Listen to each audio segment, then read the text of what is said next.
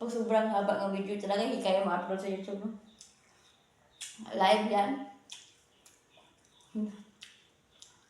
Kapag hindi masyadong upload. Kung hindi masyadong video,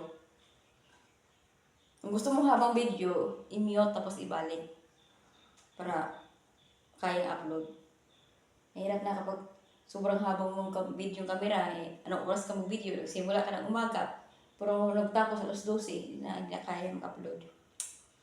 Talaga, kapag haba na, mahaba, pero maka-upload pa kaya pa kasi hindi ito masyado. Sobrang haba na video, tapos hindi mo mute agad.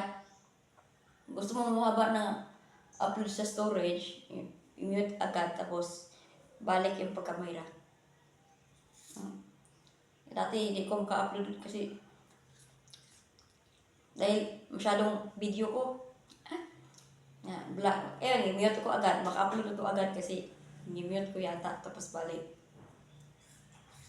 Kasi sila, bakit maka-upload sila mahaba ng video? Baka libre sa cellphone niya.